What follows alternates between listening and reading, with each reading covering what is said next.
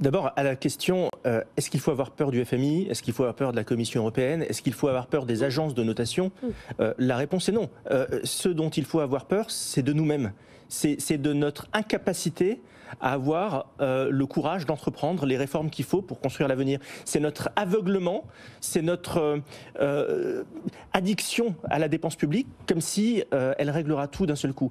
Déjà, si on est conscient de ça, on peut parler de l'avenir, parce que c'est évidemment de l'avenir dont il s'agit. On se pose la question de comment on va renflouer les caisses. D'abord, il n'y a pas de miracle, c'est en travaillant.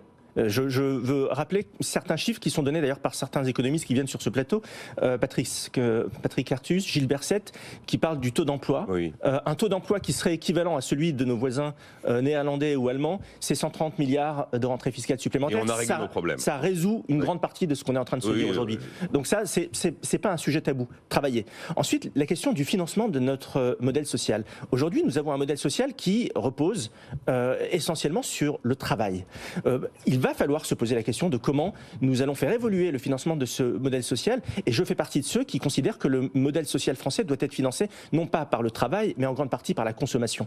Pourquoi ? Notamment pour TVA sociale. Oui, en effet. Il ne faut pas avoir peur de le mettre sur la table. Je sais que ça a traumatisé une partie de la classe politique un soir d'élection où je ne sais plus quel...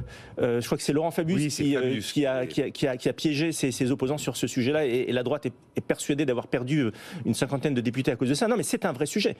La TVA sociale, c'est quoi ? C'est renforcer la compétitivité de nos entreprises qui pourront vendre leurs produits moins chers et donc exporter davantage. C'est de la dévaluation cachée. C'est la possibilité de faire financer notre modèle social par les 100 millions de touristes qui viennent en France chaque année et qui aujourd'hui ne contribuent pas au modèle social. Bref, ça fait partie des sujets aujourd'hui qu'il faut mettre sur la table. Mais sous ça, ça ne résout pas le troisième point, c'est la panne d'avenir.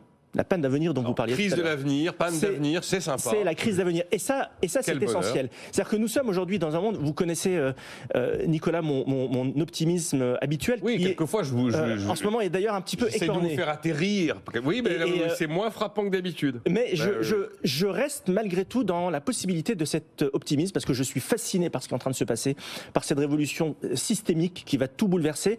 Et ceux qui réussiront à prendre le train de cette révolution technologique, et on a les talents pour ça en France, on a des ingénieurs, on a un esprit entrepreneurial qui est absolument extraordinaire. Si on sait monter dans ce train, on est parti pour 50 ans de prospérité. Mais aujourd'hui, c'est pas gagné quand on voit ce qui se passe à l'Assemblée nationale. Et donc, il y a un décalage sidéral entre les 70 députés de la Commission des finances de l'Assemblée nationale qui se font plaisir, qui inventent des taxes, et Elon Musk qui est en train de faire atterrir des lanceurs géants et les émergents qui sont en train d'inventer des algorithmes d'intelligence artificielle qui vont révolutionner le monde. Il y a un décalage sidéral. Si nous réussissons, nous, en France, à nous mettre au diapason de cette révolution technologique, nous, la France et nous, l'Europe, avec toutes les clés qui sont dans le rapport Draghi, il n'y a absolument rien à inventer. On peut être des acteurs de cette révolution. Donc oui, travailler plus, 2, changer le financement de notre modèle social, et 3, être conquérant vis-à-vis de ces grands enjeux d'avenir.